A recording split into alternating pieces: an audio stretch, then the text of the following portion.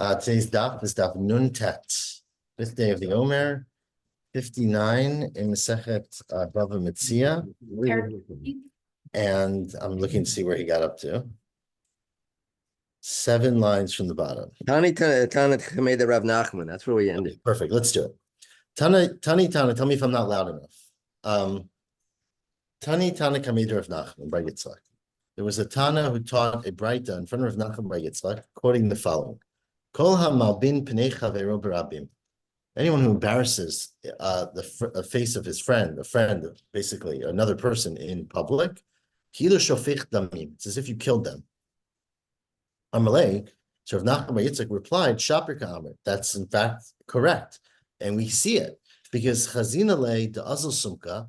You see, if you embarrass someone, they turn bright red, and then they turn white.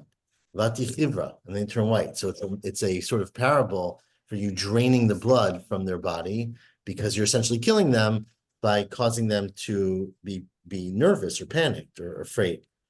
Amalei Abaya Rav Dimi. Abaya said to Rav Dimi, "B'marava b'mai zehiri." Rav Dimi came down from Eretz Yisrael, and Abaya said, "What is, in practice, what is everyone careful about there?" And Amalei said, "B'achvurei api." We're very nervous. We're very cautious about embarrassing other people. By embarrassing other people means making their face turn white, right? By causing people embarrassment. The Amar Rabbi Chanina, who was in Eretz Yisrael, Rabbi Chanina said, "Hakol yardim ligehenom." Everyone goes to hell, chutz mishlosha, except for 3 people. Now, before we get to the 3 people, ask the Gemara, what do you mean everyone goes? Hakol sakadaitav? Ela ima, what it means is the following. 3 lines from the bottom. Kol hayordim ligehenom. Everyone who does something wrong and goes to Gehenom has redeemable qualities. Olim, they get out of there quickly, maybe. Chutz mishlosha. There's 3 categories of people who go down. If they go down to hell, shiyordim ve'in olim. They don't come up either ever or quickly. And Elohim, what are the 3? Habal eshetish, which we're going to see is not so clear what that means, because we're about to say that someone who is habal eshetish doesn't go necessarily, but if they do tshuva. But a person who sleeps with a married woman, hamalbin pnei chavero b'rabim, someone who embarrasses another person in public. Second, and third of all, mechaneh shem chavra lechavero, person who makes up a mean, derogatory, unpleasant name for somebody else. So if you make up a bad nickname, I don't want to name anyone in this who does that, then that is also something in which you are not redeemable for. Says, well, what do you mean? If you embarrass someone by calling him a name, that's malbin, right? That is the same as the second one. It's embarrassing a person. Mechaneh hanu malbin. And it's just no, because afagav the dashbe b'shmei. There are times where someone gets so used to, or they are not you comfortable, but they recognize they're regularly called a bad name that they don't even get embarrassed when it happens. It's not sudden. Everyone knows them as that. But still, the person who does that is also punished in hell without redemption. So that's a very, very bad thing. You should be very careful about that. Amar Rabba bar Bachana Rabbi Yochanan. Said Rabba bar Bachana, the name of Rabbi Yochanan, turn the page to Daf Nun Tet Amud Aleph. Noach lo la'adam sheyavo al safek eshet ish. You want to know something? It's better for a person. Noach literally means easier, but it's better for a person to sleep with a woman who's a safek eshet ish. Tosh says maybe it could be eshet ish vadai, but we're talking about a case of safek eshet ish. Va'al yalbin pnei chavero b'rabim, and not to embarrass someone in public. Minale, and what's the story that tells us this? From, unfortunately, David HaMelech. Right, so David was, as we all know, David had done some very questionable things. This is talking about he slept with a safek eshet ish, and Rashi explains it's a different debate. And Tosfos goes through that here actually. Some of what happened with David and Bathsheba, but the Gemara took the view that when people went out to war in those days, as today some people do, they divorced their wives before they went to war. So maybe Bathsheba was not really married to her husband. David slept with her. Her husband ultimately died in the war. So, okay, that was what happened. But at least it looks like an eshet ish. It's a fake eshet ish. Or Rashi says maybe it was a get al t'nai and it's conditional from now. Anyways, so David did something that was at least questionable in public, right? But afterwards, he was frequently embarrassed by it, meaning people would make fun of him. They would call him names. They would taunt him with it. And David claims that that's worse than what he did. So let's read that inside. She claims. Darish Rava, my dichtiv, what does it mean when it says, when David says, Ubitsali samchu. Tsali means with my wife, right? Tsela is person's wife is called their tsela. With my wife, samchu v'nesfu, people celebrated and gathered around me to make fun of me. Karu, they tore me velo damu, but I had no blood, right? Which is what we said happens when you get embarrassed, right? There's no blood there. So what happened? Where am I? Amar David lefnei Kadosh Baruch Hu, Ribono shel Olam, God, Galoi v'yadu lefanecha, it's revealed, it's clear before you. She'im hayu mikarim b'sari, if they had torn up my skin, lo haya dami shotet la'aretz, no blood would come out again, because when you're super embarrassed, you lose your blood condenses, right? You get white. V'lo od, Ella says David, afilu b'shash oskim b'negaim ba'ohalot. I could be sitting there discussing again why he says these things. Let's just say they're very dry, esoteric things. We're discussing nigaim and ohalot, right? Tuma and ohel and sarat, and talking technical details that have nothing to do with anything practical, let's just say, or anything personal. And of course, one joker in the back of the room raises her hand, Omrimli, David. Of course, everyone's bothered. What do you mean they call me David? How would you call me David? But anyways, we'll say that. David, sorry, we forgot. Someone sleeps with a married woman. How do we punish them again?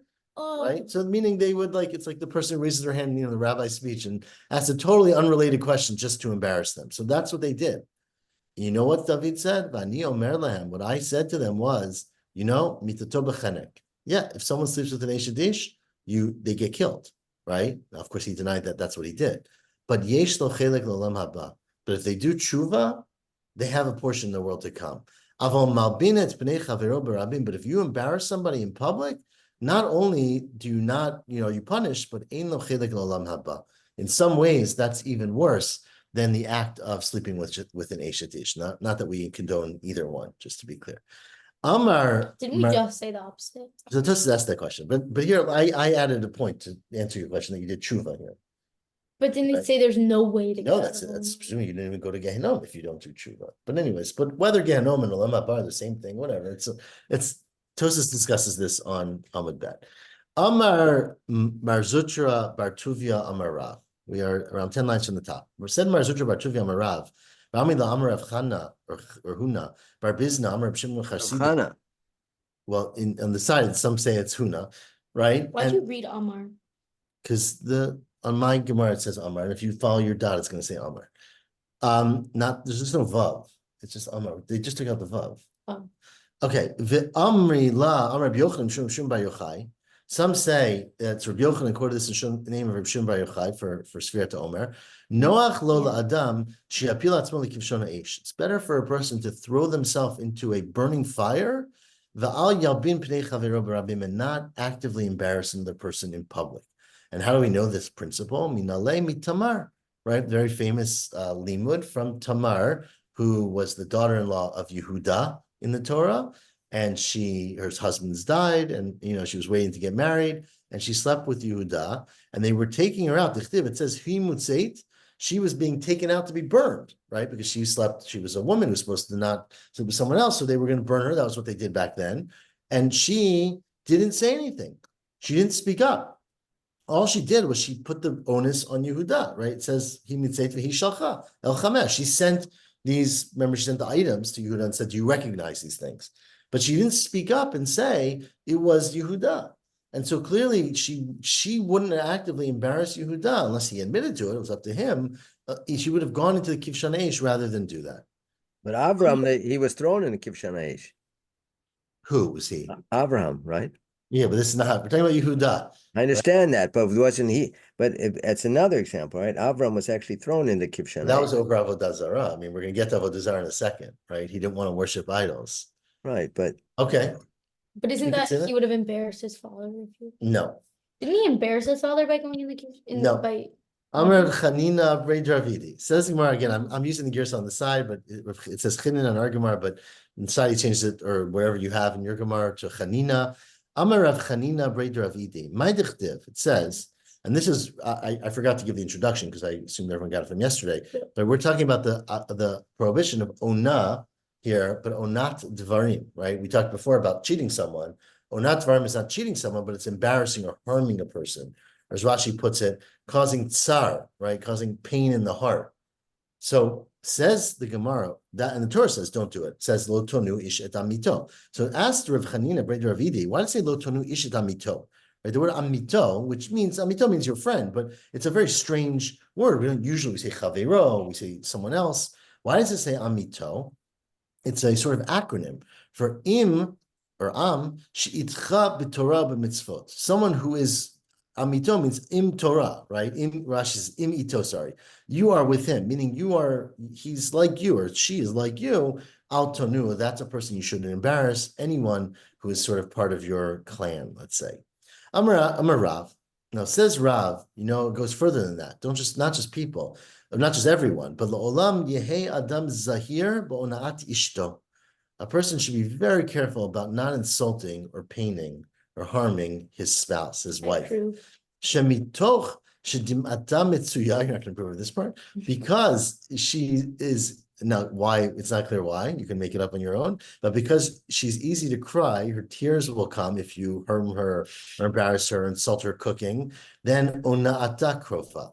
Her pain is more, meaning that God listens to her cry and will take retribution on you because she cries. Amar Reb Elazar, and this lead into this next thing. So who does the Purana, the Rashi says the Purana comes faster. To whom is he? Is that the person who gives them, it causes her the ona? Yeah, but we'll see. We're going to see in a second. People learn this in school because it's such a good. Just wait. We're not there yet. There's good and bad. What we give, we take. Don't get too happy. Amar Reb Elazar, miyom shecharav necharav Beit Hamikdash. From the day that Beit Hamikdash was destroyed and our connection to God was severed from that, whatever the Beit Hamikdash's connection was, whatever, maybe not severed, but interrupted. Nin alu sharei tefillah. The gates of God hearing our tefillot are closed. Now, again, we don't, by tradition, mean they're totally closed. Maybe they're partially closed. They're more distant. Maybe you need you need Yom Kippur, whatever. Shenemar says, because actually God says that, or the Navi says it, Gam ki ezak, right? Even if you cry out, Vashavea, satam tfilati, I sealed off my sounds. But afal pe shesharei tefillah ninalu, even though the gates of tefillah are closed, sharei dimaot lo ninalu. Tears, cries that are associated with tears, those still get through to God. Shenemar, God says elsewhere, of course, or the Tehillim says, Shamat filati Hashem, listen to my prayer, Hashem, Shavati hazina, el dimati al techarash. Don't be silent to my tears. So you see that tears have another level, which is what we said just previously, that ona of a person's wife, which will not just pain her like it would any person, but more likely lead her to tears, is going to be more serious for God, and therefore God's punishment will come quicker, as Rashi put it. V'amar Rav. Now, says Rav, before Rosa gets too excited about the Gemara, Kol haholech batzat ishto, anyone who follows his wife's advice, nofel b'gehenom, will fall into hell. Shenemar, as it says, this is a bizarre, again, why we're bringing this and what the context, I'm not really sure, but it's really not clear to me. But the pasuk that we quote is a pasuk. It says, Rak lo hayake Achav, don't be like Achav, who rebelled against God and followed the advice of Izevel Ishto. You have the whole pasuk. Rashi quotes part of it. Where's the Rashi? So you're going to take this one case as a paradigm for right. every single case? So obviously it's challenging, right? So, the case of Izevel, of course, Izevel was uniquely evil and she wasn't Jewish, right? And Achav following her was obviously a very bad thing. So, right, you can take this for every single case. So I think one way to understand is that it doesn't mean, of course, that every time a person listens to their spouse, it's going to lead them down the road like Izevel, but that it could, right? There are extreme cases, so be cautious about it. But anyways, that's one explanation. Amalei Rav Papa Abaya. Now, Rav Papa said to Abaya, 1 second. I mean, that's not really what people say. Rav Papa is constantly bringing in common sayings to sort of question statements. Because Ha'amri Inshi, people say, and this is a great quote, this they should have in whatever marriage class, Ititcha gutza, if your wife is a short person, right? Let's say your wife is 4 feet tall, gachin til chashla. You should bend down and listen to her. Meaning, whatever you do, consult with your wife and listen to her advice, even if it's a hard, again, it's a joke, it's obviously a saying, but you should bend down to listen, even if she's really short. So what do you mean? People say that you really should check with your wife for everything, and you should always get their advice or listen to their advice. So how could it be that Izebel led Achav astray? Well, Lokashi, of course, there's different things. Habamili de Amma, Habamili de Beta. Maybe by domestic things you should always listen, but when you get to world politics, maybe that's not the best time to listen. Or Lishna Achrina, another interpretation is Habamili de Shamaya, Habamili de Amma. One is with worldly things. Sure, you should always get advice and listen to your wife.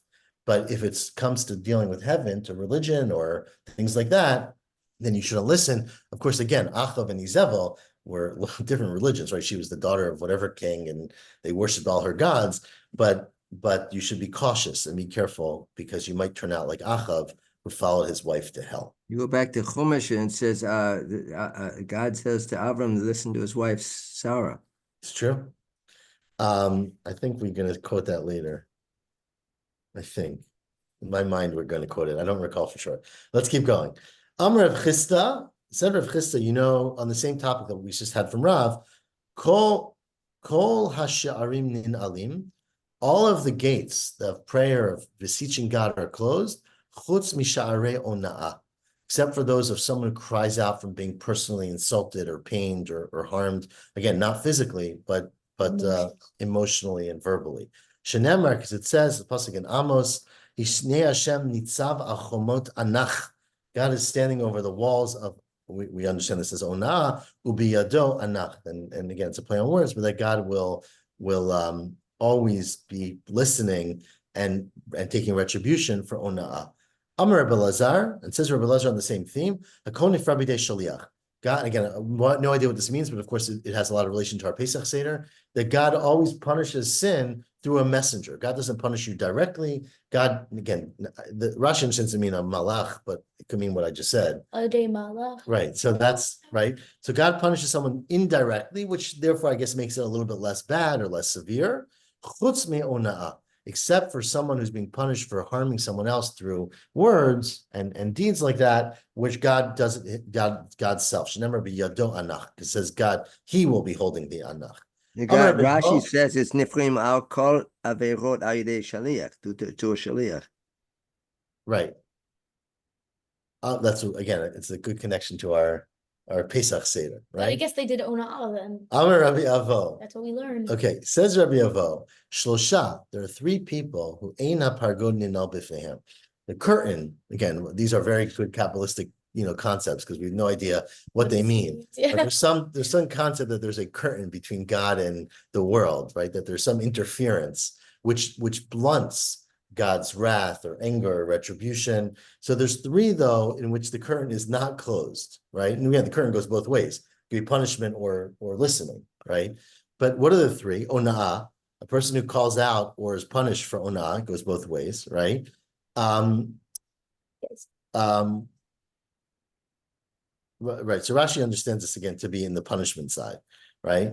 But that God punishes someone who commits ona'ah. The gezel, God punishes someone who steals from other people, and avodah zarah, and someone who worships idols. What's the psukim that support each of these three? Ona'ah d'chtiv, the pasuk we just quoted from Amos, b'yado anach. The God Himself is holding up and punishing ona'ah. Gezel d'chtiv, it says in Yirmiyahu, shod chamas v'shod yishamaba al panai tamid.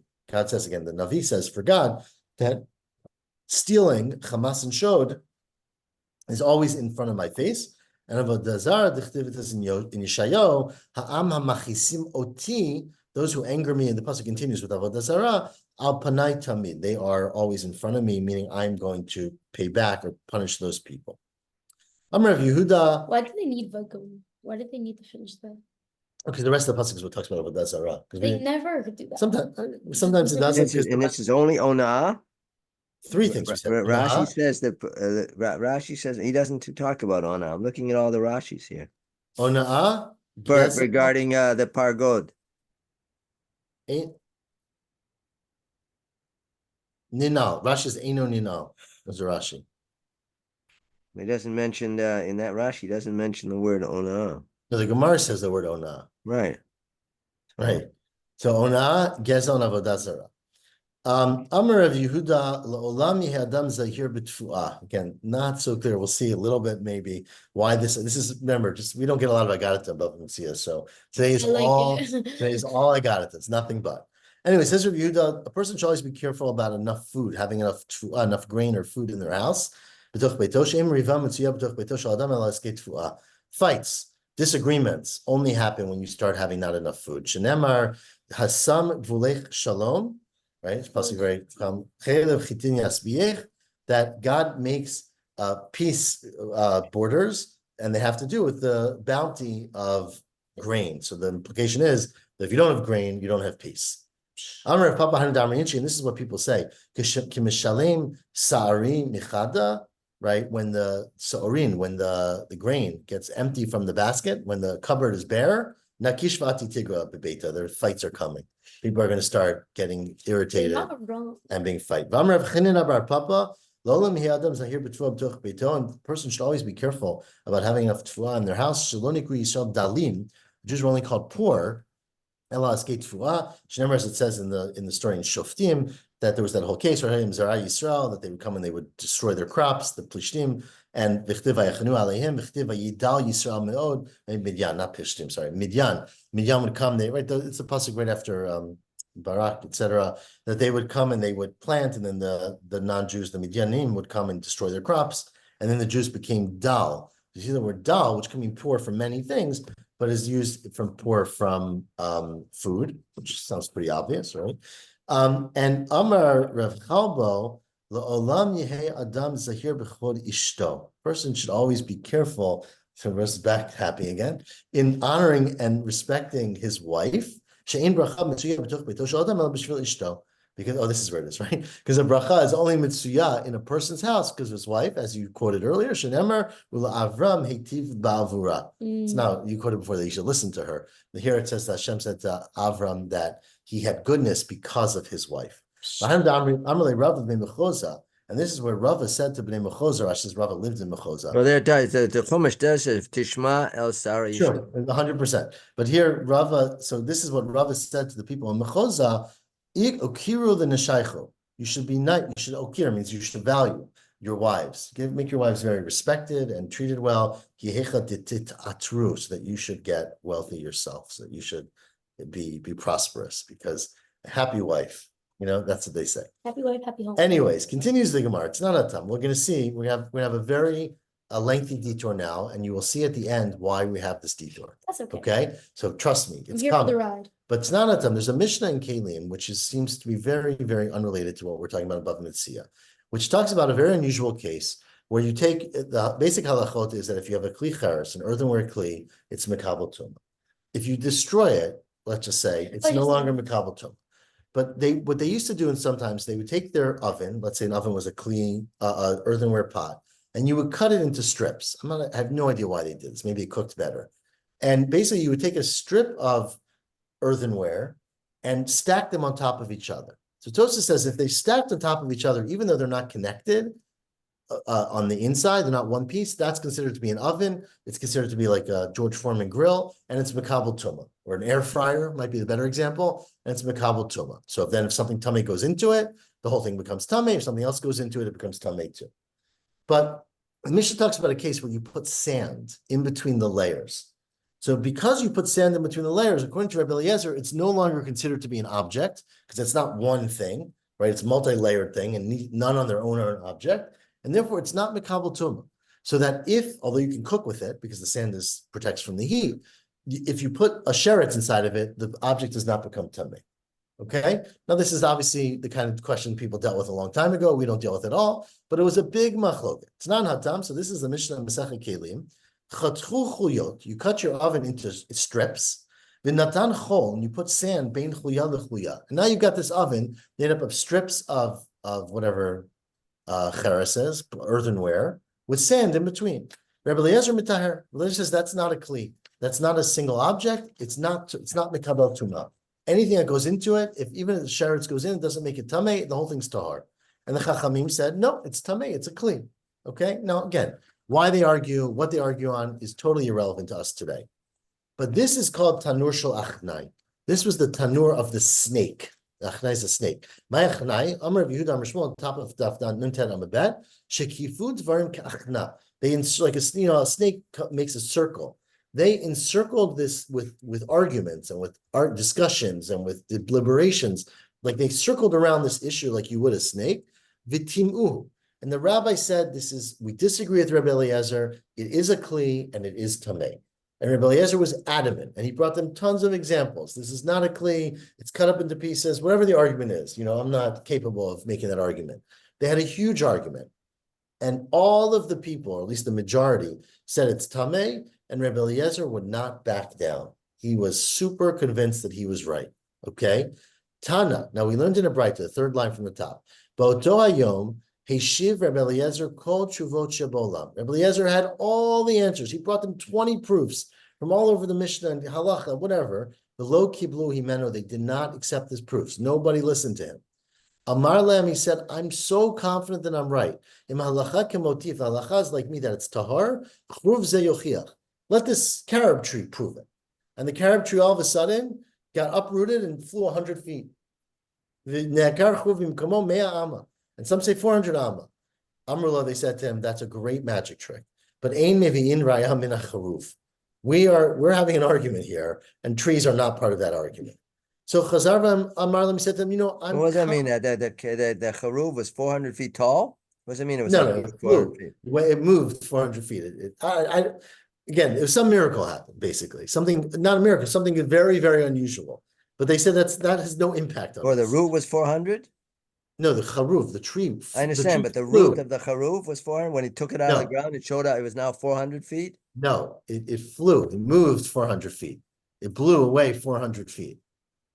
400 amot, more than 400 feet. Whatever, okay, but I mean 400. Chazar v'amar, so then he said to them, look, kamoti amatamayim yochicho. There's a stream running next to us. The stream should prove that I'm right. And all of a sudden, the stream turned its direction.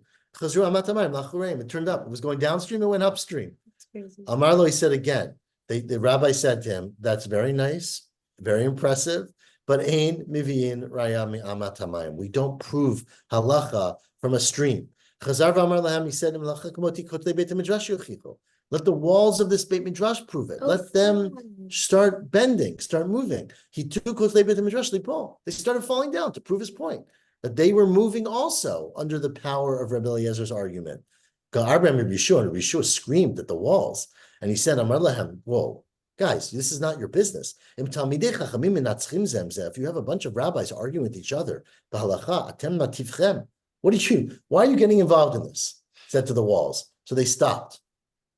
Lo naflu, so they didn't fall down because of the honor and respect of Rabbi Yeshua, who was a great rabbi. But lo zakfu, but they didn't go back to the original place. Rabbi Eliezer. So those are the leaning walls of Pisa. Come from to there. not Vadayin matin. No, we're not there yet. Vadayin matin va'omdim. And those walls still, if you go to the Beit Midrash, I don't know where the story happened, wherever Rabbi Eliezer lived. The walls are still, Rosamund Horkins, where do you live? I have no idea. The walls are still bent, are still sideways. I assume that they are not standing anymore. Chazar v'amar lahem. So finally, Rabbi Eliezer said, look, you don't accept all my arguments, God will say it. The heavens will agree with me.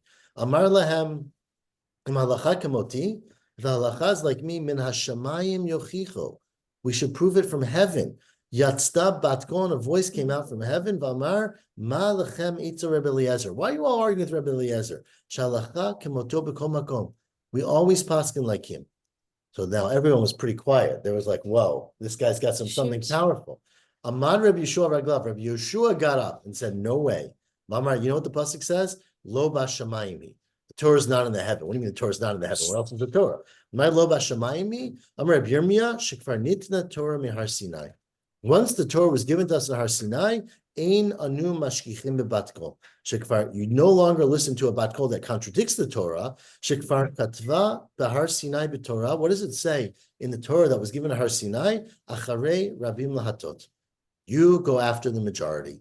And then, although Rabbi Eliezer is clearly very smart and has a billion proofs and blah, blah, blah, and the skies agree with him and the rivers and the trees and the walls, you don't go after those things. You go after the majority, and the majority disagrees with him. It's actually crazy. Ashkechei Rabbi Natan Elio. Rabbi Natan, I don't think at the same time, but at some point found Elio Hanavi, which happened, I guess, to Rabbi Natan. What was God thinking when this was all happening? God was smiling. My children have overtaken me. They have been more committed to it than I am, so to speak, or they've been victorious against me. Amru, anyways, they said, Oto Ayom, that day, they said, look, this is enough. We've argued. Rabbi Eliezer has all the proofs in the world. The halacha is not like him. And they took Eviu Kol Ta'arot Shtir Rabbi Eliezer. They took all the pots that Rabbi Eliezer had gone into the oven, and he said, we're not a problem because it's not really an oven. V'sarfum be'esh, and they burned them. And they decided, as Rabbi Eliezer was obstinate in not agreeing to back down, they nimnu alav. They voted against him. Uberchu, and they put him into cher. Berchu is obviously it's the opposite language. They didn't bless him. They essentially cursed him. They decided to put him in nidoi, which means he had to be separated and excommunicated because he was not acknowledging that he was so adamant about his opinion, which he felt strongly about, but because he was right. the majority was against it. God said he was right, but the halacha was not like him. The Amru, now they said, Mi elech v'yodio. Who's going to go inform Rabbi Eliezer that he's out of bounds, that he's in a cherem, right? Amar la'em Rabbi Akiva.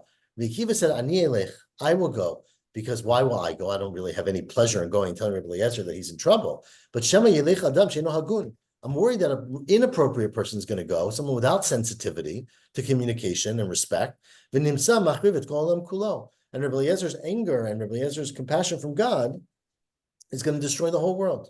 So Ma Asa Rabbi Akiva, how did Rabbi Akiva tell Rabbi Eliezer that he was in the cherem? Lavash shchorim, so he put on black clothing, and he put on a kafia that was black. V'yashav lefanav, and he went to Rabbi Eliezer's house, and he sat in front of him, but he didn't sit down on the couch next to Rabbi Eliezer. He sat 10 feet away, right? Abraham, he sat in the furthest away chair. That's so mean. Which is, remember, when someone's in cherem, you're not allowed to be next to them. You have to be 4 amot away. So Amar Rabbi Eliezer, Akiva, why are you wearing this bad black outfit, and why are you sitting by the door? Amarlo, and he said, Rebbe, it appears to me, I have a hunch, that your friends are separating themselves from you. So Rabbi Eliezer got the message. Well, that's really respectful. That you are, it was instead of saying you're out, he said in a slow way that he would pick it up. So Afhu, once Rabbi Eliezer heard that, he accepted it, and he did what you're supposed to do when you go in cherem. He's like a mourner. Karabigadav, he tore his clothing. V'chalatz min alav, and he took off his shoes. V'nishmat, and he went down. V'yashav al gabi karka, and he sat on the ground like a mourner. Zogu einav dimaot, tears came down. And this, as you can see, this is the story. And God listens to tears. And you know what happened when Rabbi Eliezer that's it. cried? Laka ha'olam. The world was devastated, meaning it had an impact on the entire global ecosystem. Shlish b'zeitim, a third of the olives. Shlish b'chitim, a third of the grain. Shlish b'sorim, and a third of the barley. Everything was destroyed or was wiped out because the world was mourning. The yesh omrim, some say not only grain, but af betzek shebedei isha tafach. A woman was sitting there with her dough, it sunk a little bit because the whole world was sunk from the pain of Rabbi Eliezer. Tana, not only that, we learned in a Braita, af gadol haya b'oto hayom. It was a great thing happened in that day. This also, of course, is a Rabbi Shimon Bar Yochai thing. Shebechol makom shnatam bo einav Rabbi Eliezer nisraf. Whoever Rabbi Eliezer looked turned into flames. So the anger and the sadness and the compassion of Rabbi Eliezer was devastating for the world. And Rabbi Shimon Ben Yochai, and his son came out of the cave. He looked up and he burned a person walking by. So this is way before that, by the way. I mean, not way, but a couple generations, 2 generations before. V'af Rabbi Gamliel hayibah b'sfina. Now, Rabbi Gamliel was the Nasi, was not there, I guess, on the day that they put him in cherem, but he was probably there for the decision. But he led the decision, presumably. He was on a boat. He was traveling on a cruise. Amad alav nachshol tavo. A what do you call it? When a big wave, they got a typhoon wave or a tsunami came to sink the boat. Amar, so Rabbi Gamliel realized, I know what's going on back home. We're dealing with Rabbi Eliezer, and he said, we're at the second wide line. Kimaduma li she'en ze'al b'shur Rabbi Eliezer ben Horkinis. This must be happening because God is, or the world is angry because what happened to Rabbi Eliezer? Amana Raglav. So Rabbi Gamliel got up, Amar, and he said, Ribono shel olam, God, Galoi v'yadua lefanecha, you know, shelo lechvodi asiti. I didn't do this for my personal kavod. Lo lechvod beit Abba asiti. I didn't do it for my family's kavod. Ela lechvodcha. I did it for you, God. Shelo yerbu machlokot b'Yisrael, so that there won't be an accumulation of arguments and disputes. It's true, Rabbi Eliezer is great, and he's powerful, and he's lovely, but we have to have consensus. And he wasn't willing to back down, and we have to there's no way to do it to honor the Torah except if we synthesize things. So Noach Hayam Mizafo, the water, the waves calmed down. They listened to Rabbi Gamliel. Now, one final codex to the story is that Ima Shalom, a woman named Ima Shalom, it's a very nice name, the mother of peace. She happened to be the wife. Why is I hear this, but they could have taken the opposite approach and said, acknowledge that Rabbi Eliezer was right, and They said he was wrong. Could have ended that way. No, they thought he was wrong. They voted against him. They said they didn't think. I understand that, but it all. God said he was right. They should have taken. They could have taken the opposite and realized he was wrong. He was right and said, "Okay, we're going to agree with you." And they then didn't realize he was right. Either. They thought he was wrong. Anyways, Ima Shalom. This woman. I understand, but they could have taken the opposite approach. They could. If you can't go against your beliefs, you have to take an honest vote, and you go with the majority. And if the majority felt it was this, that's how you have to paskin. It would be wrong to do the opposite. It would be just as bad.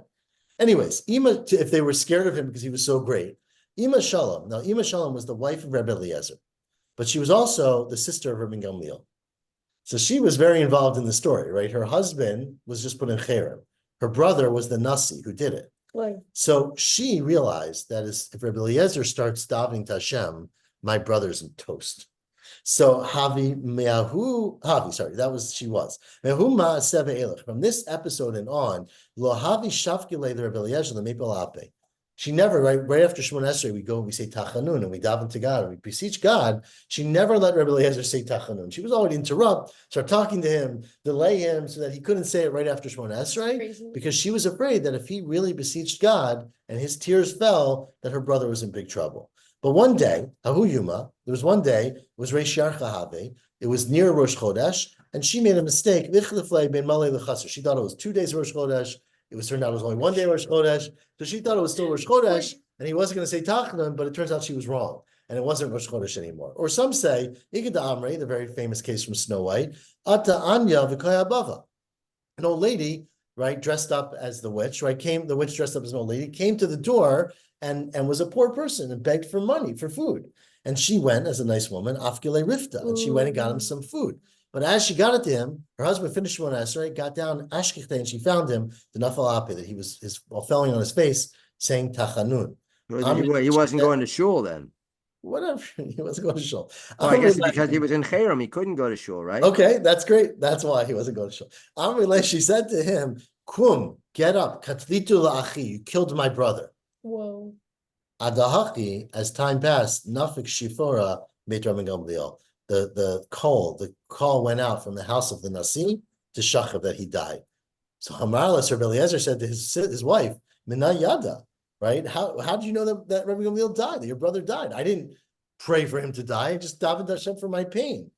Amarle, and she said to him, she also learned Daf Yomi, by the way, Kach mikublan mi beit avi abba. This is why we quoted this, for this one line.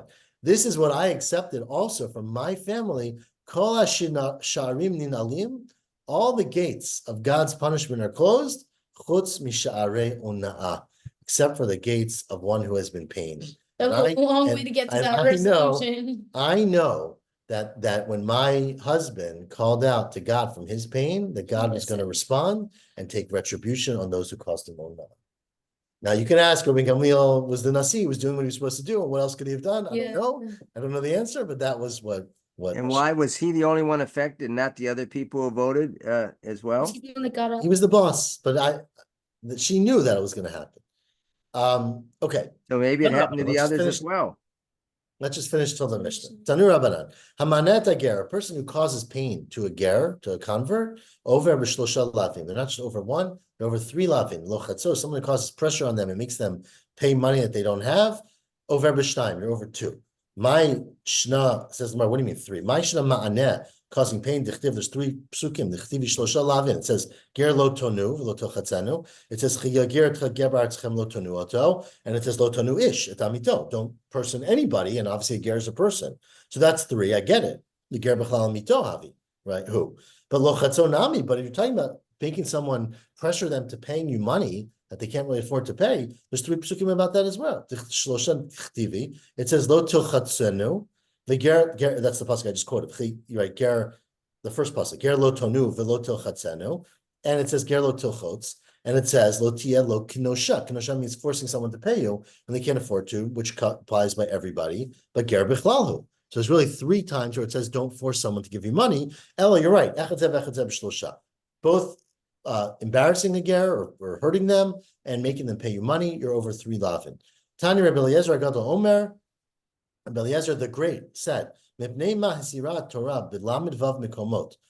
the Torah tell us not to wound or hurt a ger 36 different places? And some say 46 different places. So it points out, it doesn't really say it 46 times, but whatever. The reason why the Torah is so repetitive and insistent on not mistreating a ger is because they come from a bad place. I mean, they come from a non-Jewish place.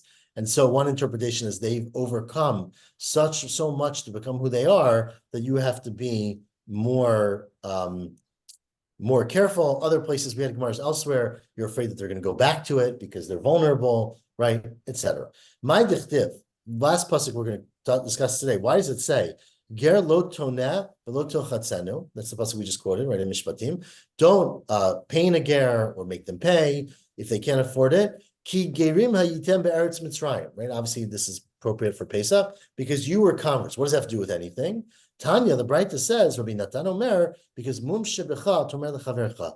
If you have something in your closet, something that you were once a ger and you were once a stranger and not your own land, don't take a mum that you have and accuse somebody else of it. Don't mention it to somebody else. And this is what people say. A person who's got something hanging in their past. Rashi says means one of their family members or whatever, business people was once hung, right, for doing something wrong. That's to be that literal. It's actually not what Rashi says here. Rashi, I think he says it elsewhere. Here he says it talui. Talui usually means you have someone in the family where you're not really sure what their story is. So they're hanging, so to speak, because it's talui. Lo namely the chavre sakif benite. Don't say to your friend, hang something up for me, because it's an embarrassment. A dug, a fish. Benite is a fish. Don't say hang up a fish. Again, you should be very careful with your language that you don't use terminology that even in another context would be insulting or remind someone of something wrong. Why does Rashi say dog here? Talali dog zeh? The word benite means a fish, right? So you shouldn't say to someone, hang up a fish if it has connotations that someone in the family was hung or someone in the family is under a lot of pressure. But again, it's a emphasis on what we've talked about the whole daf today, which is that your words are very important and you have to be super careful about harming someone else or causing embarrassment or pain using your words. Tomorrow morning at 7:45 a.m. we'll get back What's to the word Mishnah. for fish? I'm sorry, in the Gemara? The word benite. The word don't hang up a fish. Tomorrow we will get the last word before the Mishnah. We will get to the Mishnah and we will finish the parak, God willing. So see you tomorrow morning at 7:45. Have a good night. Good night. Good night.